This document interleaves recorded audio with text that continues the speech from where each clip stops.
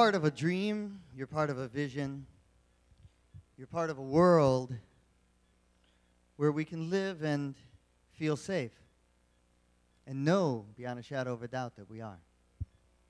Now, I have about 5 minutes to do an introduction here to tell you about everything we're doing in about 5 minutes. So I have some teaching aids behind the pedestal here, and I'm going to get them out, and I'll be right back.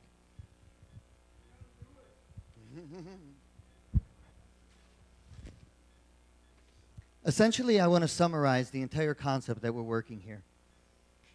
In the Hawaii State Constitution, Article 11, Sections 1 through 9, and 10 as well, is a document called the Public Trust Doctrine. And in the Public Trust Doctrine, it talks about something called the public trust resources: the air, the water, the land, the aina. And in the Public Trust Doctrine, it says that we are to protect the public trust resources for current and future generations. And if we aren't, if something's happening, if there's a shadow of a doubt that something might be dangerous to sustain the aina, it is to be stopped, examined,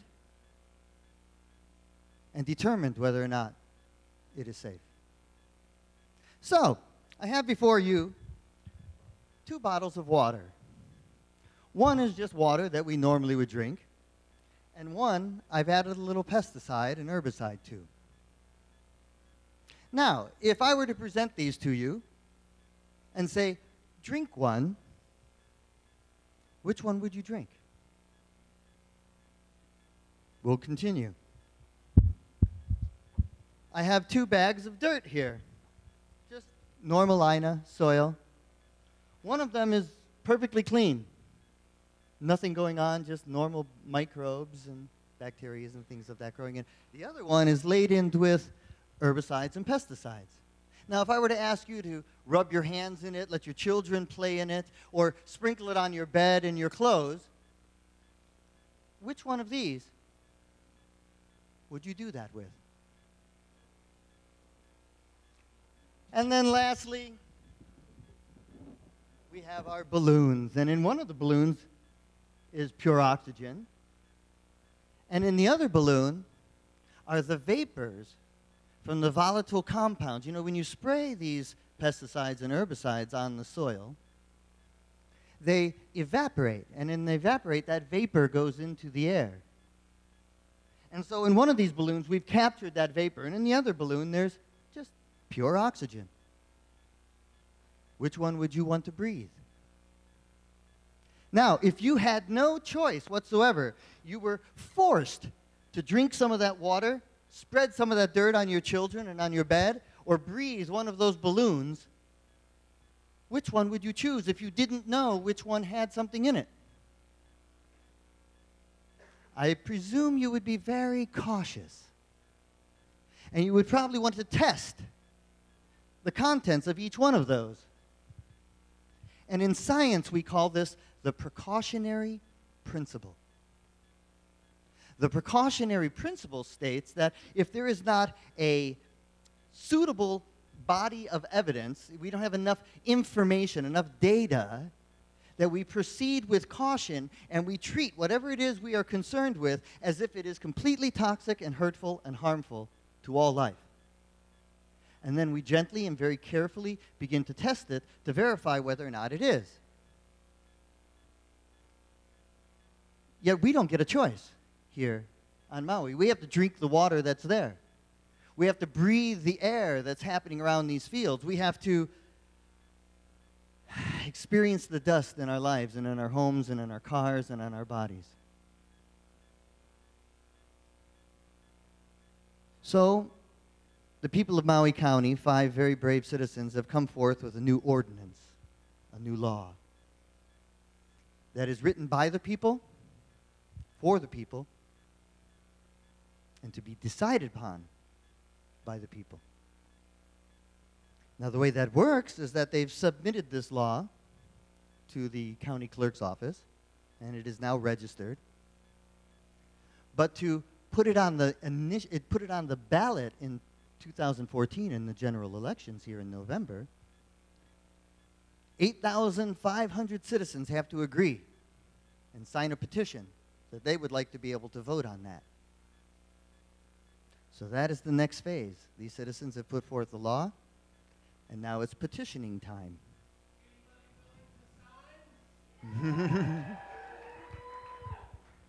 Okay.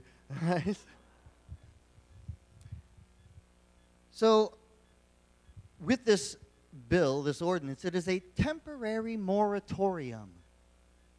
In other words, we say, stop all the GMO activity, stop all the spraying, stop all of the stuff that's going on until we are absolutely certain it's not going to destroy the land, the air, the water, the children.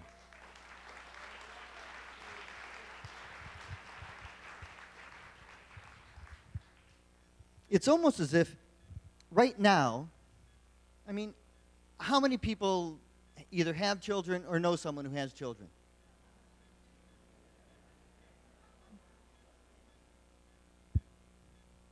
Now, would you donate one of those children to science right now for unknown experimentation?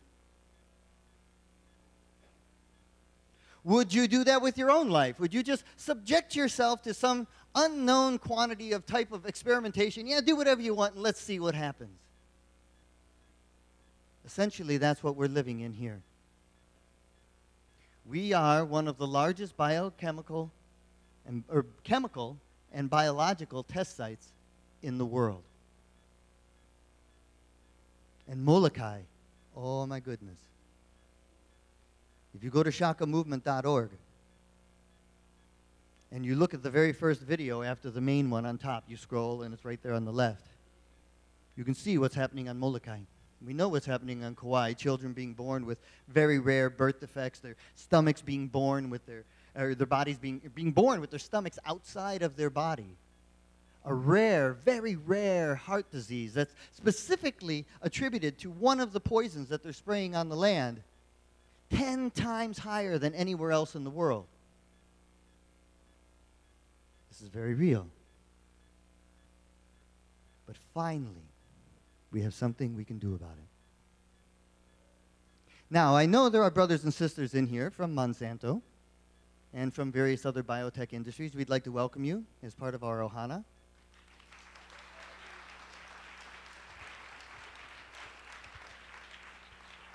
And we're grateful to have the opportunity to share these moments with you because there's a couple different, distinct differences between those individuals who are visiting us from those industries and the other people who are here. The people from the industry are paid to be here. And the other distinction is that I think it would be safe to assume that the people who are visiting us from the industry have one source of information from which they are gleaning their position, and that is their employer. Unlike us, the citizens who have hundreds, if not thousands, of sources of information.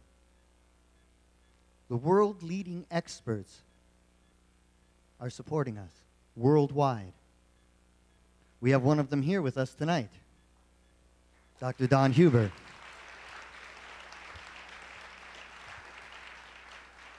You're going to hear so many different things, that comes back as the pushback. What about the farmers? You're going to be hurting farming. And in fact, what we're doing actually protects the farmers. And the reason it protects the farmers, what's happening here? Okay, on the mainland and wherever else they're growing the actual GMO seed, 80% of the seed that the farmers use on the mainland in Canada and throughout the world, 80% of the corn seed that is sold to those people are grown here. Now, on those fields on the mainland for the agricultural business, what they call sustainable agriculture, there's huge problems. See, Mother Nature always has the last word, right? Mother Nature always gets the last bat, they say.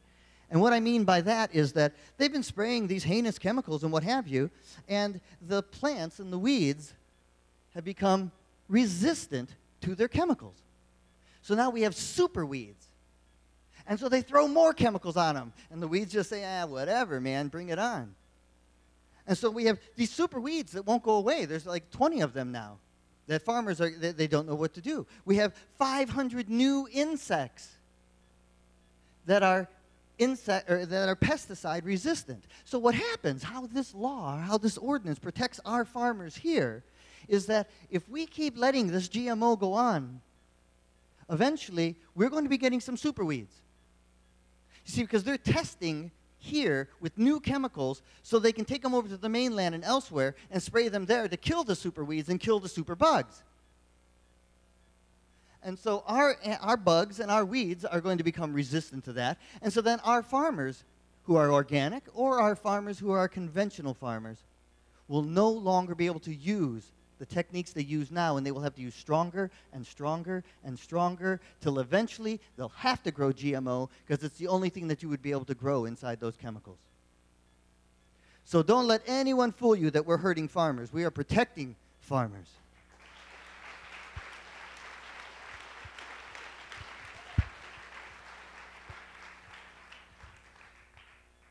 So what we're going to do this evening is I'm going to introduce the 5 citizens in just a moment, and then after that, we're going to watch a little video, and then after that, we're going to have Dr. Don Huber speak, and then after that, we're going to have a little question-answer section, and then after that, we're going to talk to you about the petitioning process, because we need more than people just signing the petition.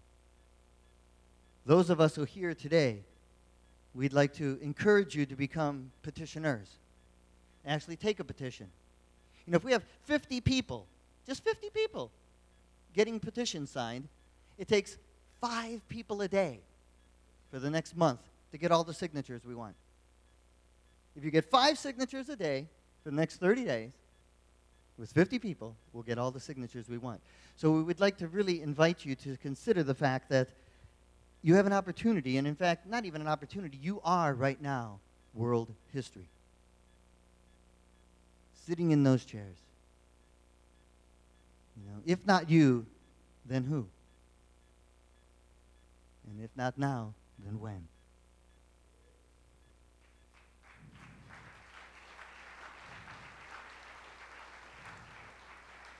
This is a very peaceful, loving campaign. We have every intention of just standing with truth and real science. And as you'll hear Dr. Huber speak this evening, you'll find that the information that is given by the industry, I'll just say it point blank, and sorry guys who work for them, I mean, but the truth is everything you see in the paper and on the TV and all of it, I mean, it's basic propaganda. It's not even close to true. It's the words are skewed, the information is skewed, and you know, scientists for years have been saying, give us the raw data. Just give us the data from which you make your assumptions on or your conclusions on, and they won't provide it. 26 of the top scientists in the world were hired by the EPA to do an evaluation on GMOs. After 3 years, they gave up because the industry wouldn't even give them the material so they could test. And on and on and on. There's a whole slideshow here. You're going to see about it tonight. So it's up to us. It's up to us to save the keiki. It's up to us to save the Aina. We are the ones we have been waiting for. And so now the time has come. So without further ado, can I have you all on your feet to welcome these 5 brave citizens bringing forth this new ordinance. And let's hear a round of applause. Come on up, guys. We have Mark Sheehan, Leohu Ryder, Alika Ate, Bonnie Marsh,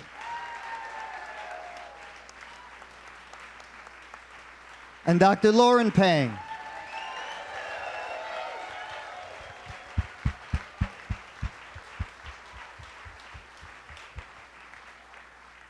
Please have a seat. So what we're going to do is each one of our citizen representatives is going to get up and have a little conversation with you and tell you why they have gotten involved. So without further ado, I introduce Mark Sheehan, our first speaker and representative. Sounds a little bit like Martian when he says that, but it's Mark Sheehan. And I've been asked to speak about why I'm so concerned about this issue. Actually, I've been concerned about this matter for 30 years, because I noticed a long time ago that companies, what I call, who participate, who do what I call predatory agriculture, use massive amounts of pesticides. The pineapple company used DBCP, which 20 years ago we filed a legal action to stop them from using it because we said it would get into the water supply. They said it wouldn't, it would bind with the soil. Well, it did, and Dow Chemical was on the hook for helping with the remediation of water in the contaminated area. Atrazine has been used extensively by the sugar company as a drying agent to dry out the crops before it harvests. And the State Department of Health does not test the waters here, but in 36 river systems on the mainland where it was tested, atrazine was found in all those water systems. It's a known carcinogen, it's an endocrine disruptor, and it's just one of 16 different chemicals that were used by the sugar company over the years. We don't really know, they don't disclose this. And when you do find out what they're using and you consider the combinations, you begin to start thinking about it. And what I've been thinking about is all the people who've gotten seriously, who passed over really, they're not sick, they're just dying. And it used to be a few people a year. Then I noticed it's really a couple people a month. Then I noticed really people are really heading for the exit pretty quickly, like 1 or 2 a week. Last week I heard of 6 people who passed over, and the general, I think 5 of them had cancer. And so at some point you have to really start connecting the dots and realizing that we need way more disclosure, way more accountability, way more testing.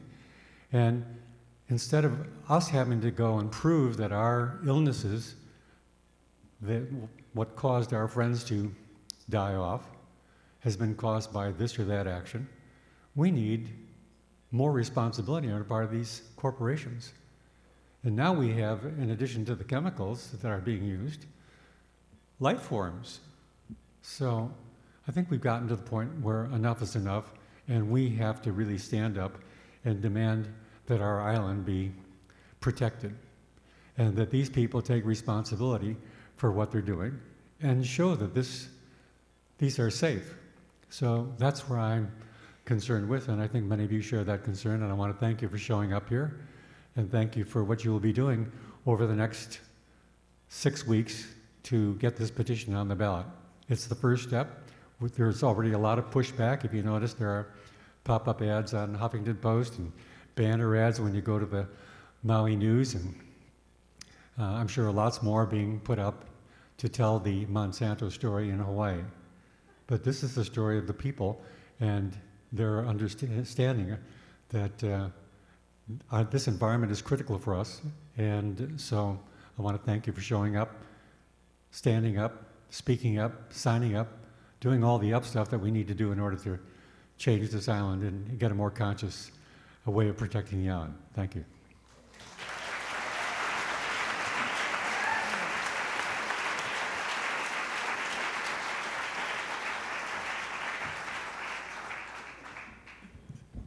Aloha, brothers and sisters.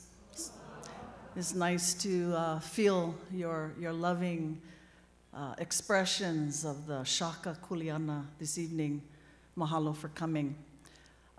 My name is Ryder, and the reason why I'm standing here inviting the world to participate in the sustainable Hawaiian agriculture for the keiki and the aina is simply aina and keiki for me.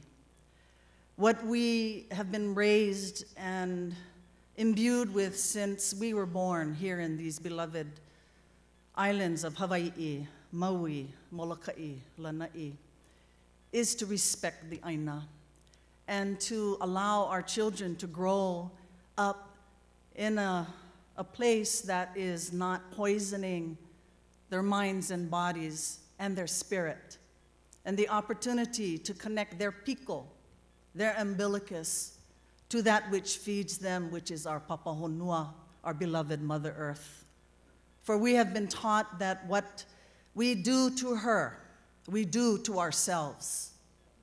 And so this awakening is a kahea, is a call for the lokahi, for the unity, for all keiki, across every land and culture, and all aina, all that land which feeds us.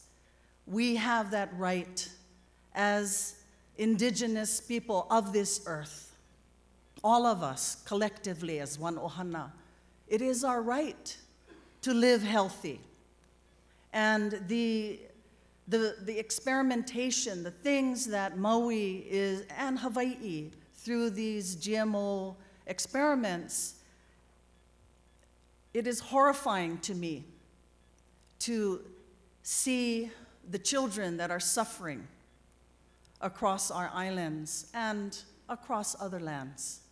And so it is their piko that I invite us to remember, that umbilical cord, for they are the pua, the P of piko, the pua, the blossoms of the next generations.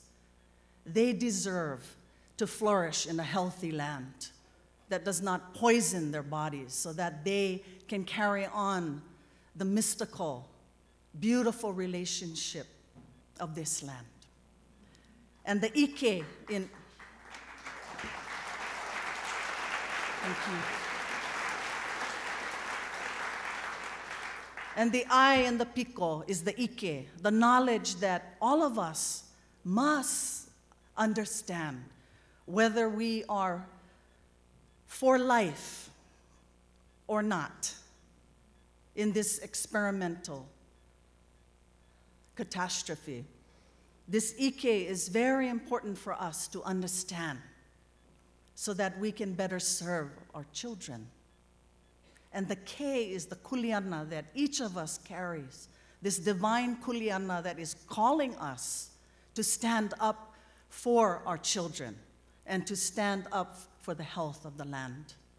And may that O in Piko connect us all as one ohana together, so that all our Picos can resurrect what is truly, truly important for each of us, and that is a healthy, sustainable life for all life. Mahalo. We invite you to play. Thank you.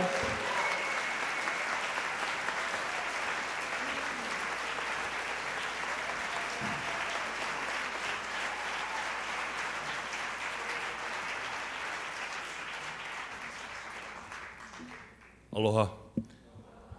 My name is Alika Atai. I was born and raised right here in Maui. Happy birthday! Before I move forward, can I ask someone open the back door so my family can come in? So open the back door. They always come in the back way. Ena tua!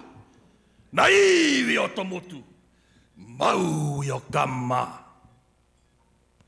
Ena tupuna kahiko, Maui o kama. He ia nā pua, Maui o kama, nā keiki o ke kai. We back in our kua. We back in the bones of this island. We beckon our tupuna, our kupuna, our ancestors, our kupuna kahiko, our ancient ancestors. And we all say, we are the children of Maui. We also say, here we are. We stand here, the children of Maui. We stand here united as children of the sea. A few days ago, I received a phone call. They asked me if I was interested in making a stand and to join this movement.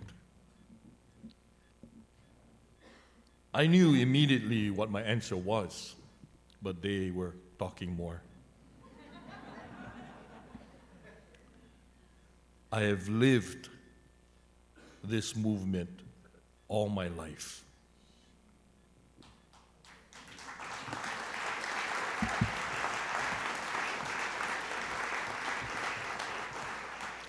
I shared with them that the motto, "U mau ke e o kaina kapono," came from our king. And he bestowed it onto the chiefs. And then somehow we became a so-called territory. And whoever were the politicians during the time of the territory also adopted that same model. And then through the period of what they call territory, 1959, we became statehood. And those legislators also adopted that model till today. Every election year when the politicians win, they go and swear and give that oath, and right behind them, you see them on the seal, the same model. Ua mau ke ea o ka aina I ka pono. My tutu once said, simple. If it hurts anyone, if you, the ali'i, you, the leader, you, the politician, you, the head of your family, if the decision you make hurts anyone or anything, and the ramifications go deep, then you got to go back and look for a better answer.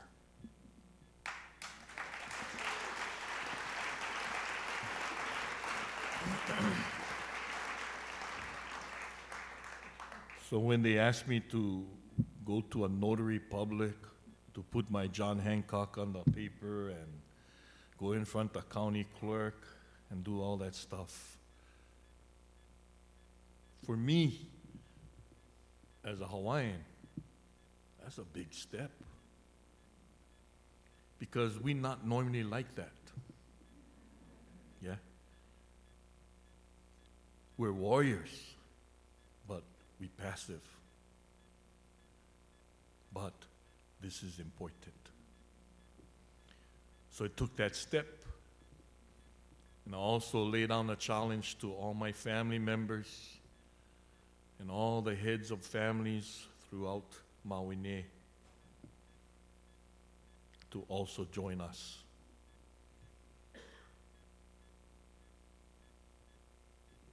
I'm an ali'i. I'm a member of the Royal Order of Kamehameha. So I also put out the challenge to all my fellow ali'is to also step forward and malama our aina and our people and our kahonua. So they come, they know, they heard, and they will go back out and pass the word to our ohana. To also join you, I was told we needed to get 8,500 signatures to make this movement real, and to also expect a longer fight. My grandfather worked for the plantation. My brother worked for the plantation. My uncle worked for the plantation. They all sprayed pesticides. Whenever it came to a subject like this, an issue that confronted their agribusiness, They were all members of the union. So they all had to show up. They were all on the clock. They all wore their red shirt. But this time around, I want to remind my brothers and sisters that do work for these agribusinesses. Yeah, in front of your boss, it's okay. But in the ballot box, when they close the curtain, you know where to put the check.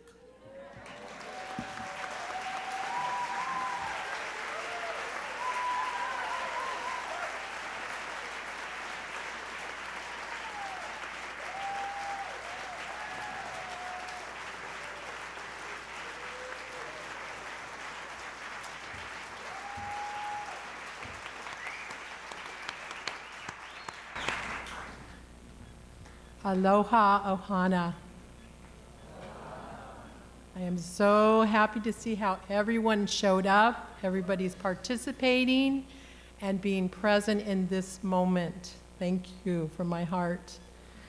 I was called just a few days ago and asked to come forward, and I could think of so many other things that are pressing in my life, and a little voice just said, you know what? This is like on the top of the list, and you need to show up.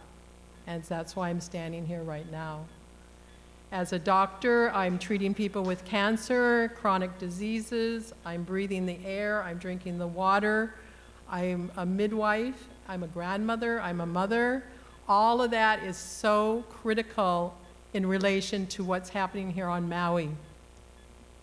People don't want to hear it, but it's time. It's absolutely time that we all step up, but do it without fear, do it from the heart, do it with compassionate activism.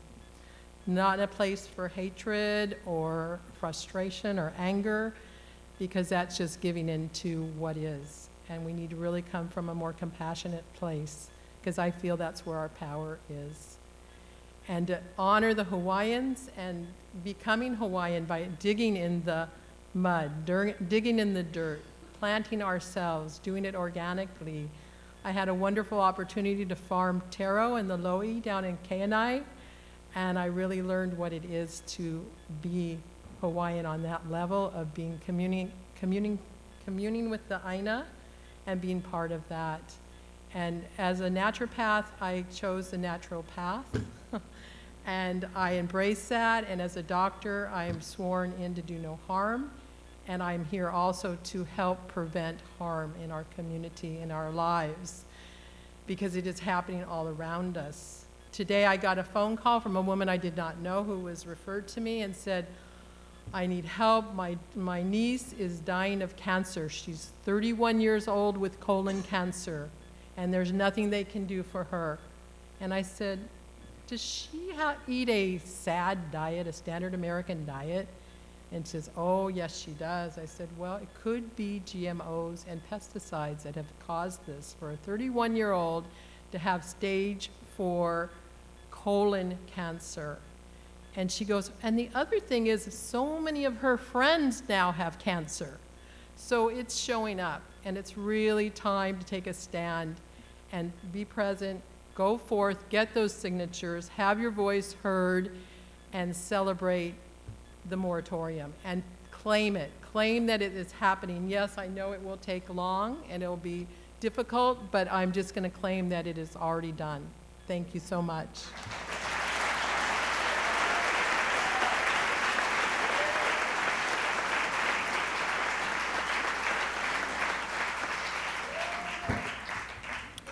Good evening. Thanks for coming. My name is Lauren Pang.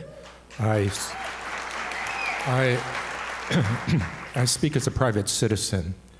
Let me just tell you, in the last week, I went over the numbers. It's almost like an accountant, April 15th. I went over the numbers, and I'm very, very depressed. Now, I know you told me don't take on this issue with anger and hostility, but I'm very depressed, and I'm here to share it with you, because if I'm going to be depressed, you may as well too.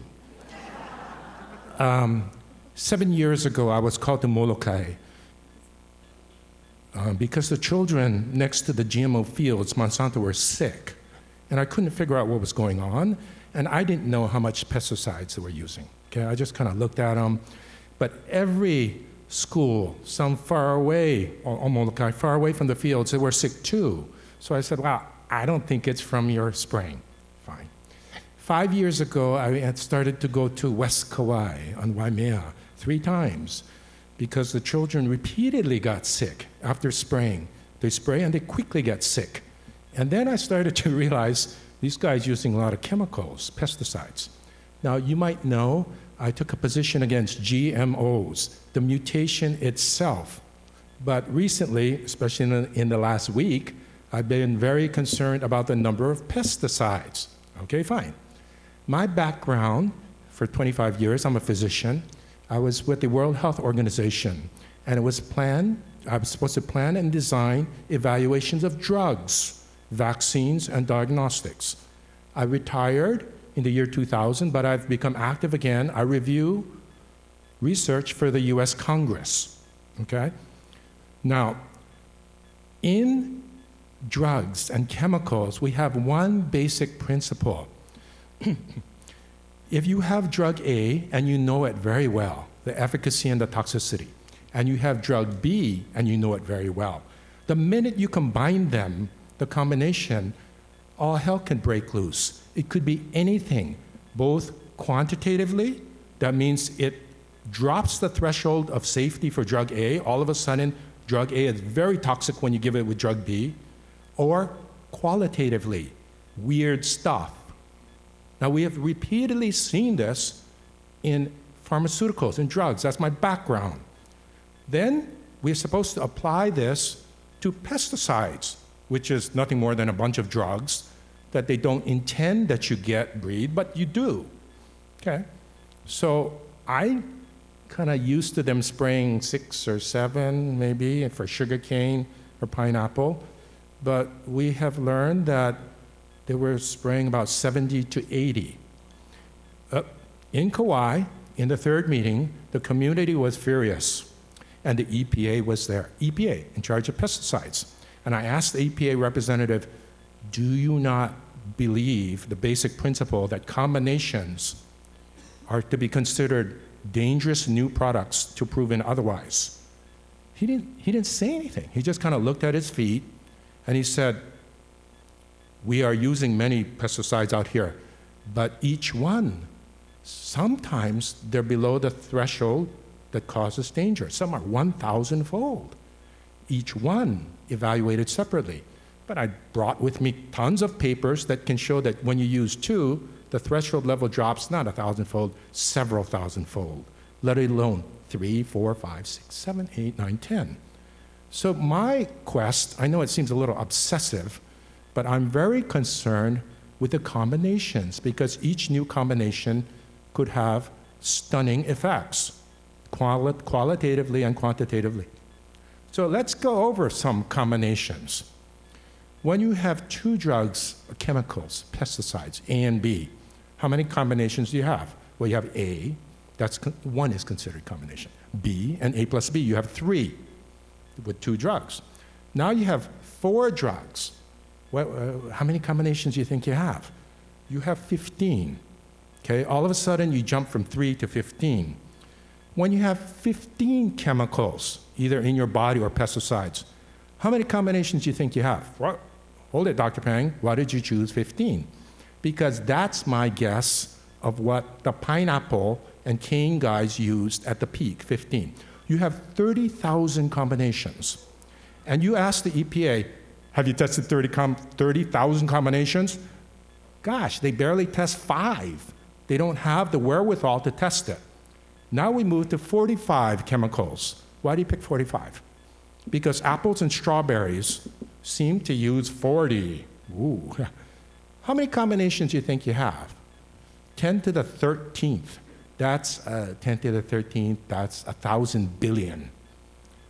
Now, they tell me the GMO companies, because of the nature of GMOs, have to flood the fields with pesticides to kill everything, the microbes, the viruses, the fungi.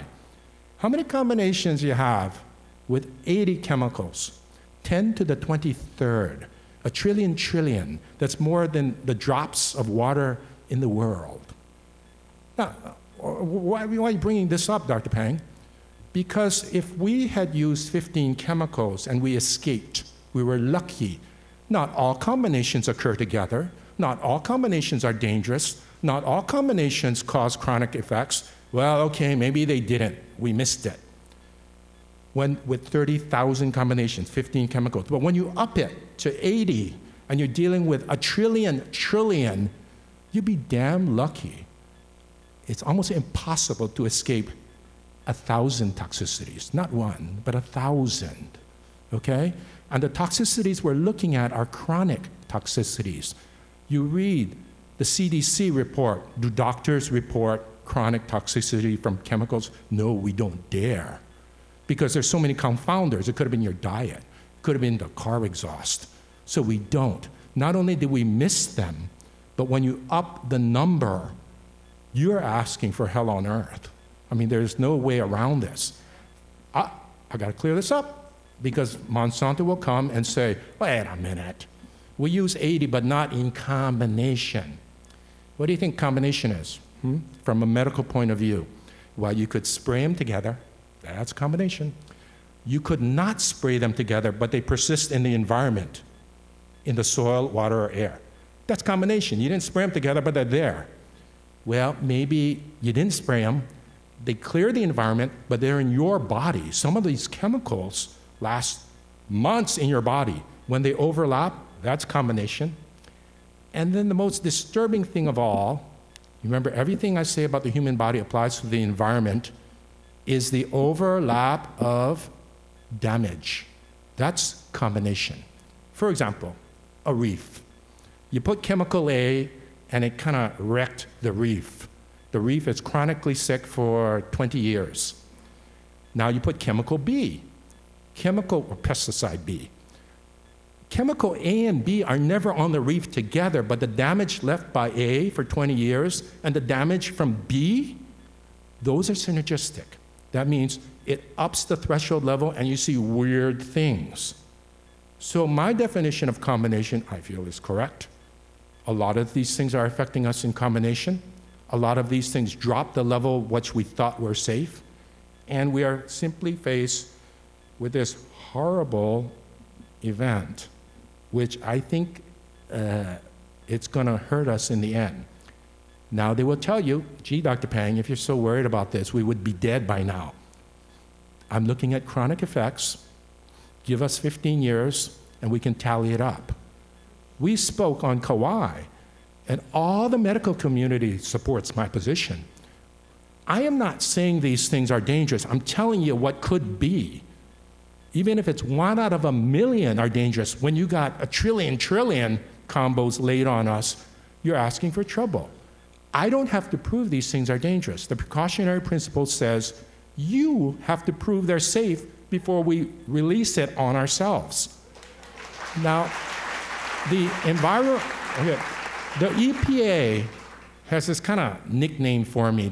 If they can't argue with you, they make fun of you.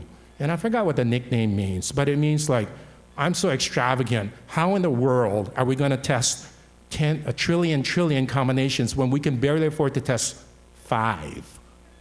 Yeah? Well, just because it's expensive and hard to test doesn't mean the effects are not going to hurt us. I mean, I don't get the logic here. Yeah, it's expensive, so maybe we should not do it. Now, the moratorium that we have asked for is because I feel I don't have an issue. I'm used to working with pharmaceuticals and with biotech companies that make pesticides. I'm used to firms getting away with what they get away with, what they can. That's called white-collar crime. You cut the line as close as you can for the profit. I'm used to that. The problem I have is with the regulators, the FDA, the EPA, the USDA. They're supposed to safeguard this thing, but apparently, in my opinion, don't forget, I worked for the World Health Organization 20 years, trying to harmonize all the regulators in the major countries, including the FDA, In my opinion, these guys are asleep at the wheel. If they're not going to regulate for us, the feds, then the state has a right to do it. If the state's not going to regulate for us, then each county has a right to do it. The precautionary principle says each lower level of government has the right to be more cautionary than the guys above them. But they cannot be less cautionary, but they can be more cautionary. Right now, there's a big movement by the state and the feds to preempt us. We cannot be more cautionary. I don't know why, but that goes against the basic principles of preemption. You can't preempt a local government from being more cautionary, and we're being more cautionary. We're asking for a moratorium till what? Till all combinations are proven safe? That's 10 to the 23rd. There's a way to do this. When's the last time we tested, not 80, when's the last time we tested 500 chemicals in combination? Smoking. When you light the cigarette, there's 500 chemicals. I can test a cigarette, and by God, if that's what you're going to use, and I see harm with that, I don't know which combination hurt us, but out of the 500, the gajillion possibilities, there was harm. So you don't do it. Now, you can remove half the drugs in the cigarette and hope for the best, but that's how we can do it, and that's how we should do it. And finally, I'll say one more thing I can promise you. This panel here, when we decide to lift the moratorium, if we ever get this thing passed, it will be transparent, okay? There are no secret meetings. Anybody can come, anybody can ask any questions, and I hope that after the film, you ask your questions, and we'll leave it not quite. There is a statement, the GM papaya, which was released on the Big Island, I don't know, 15 years ago. And they are claiming that no harm was done. No harm was shown. First of all, I don't believe that. We haven't looked. But let's give them the benefit of the doubt that in the last 15 years, we saw no harm from papaya. Remember, I don't believe it, but suppose that's true. So 15 years ago, when you didn't know, you're using hindsight to say it was safe. But 15 years ago, when you didn't know, how do you release an unknown product, even in good faith? How do you release it? Informed consent. A life form, when we tested a live vaccine for Shigella in Bangladesh, because it was live, it could have spread to the whole village. I had good faith, I thought it was going to work. I needed everyone's informed consent. Did we get informed consent for GM papayas? These combinations that we don't know, pesticides, that 20 years might prove safe, some of them might prove safe, but right now we don't know. If you want to use it, did you get everyone's informed consent? I don't think so. That's highly unethical. Okay? Thank you.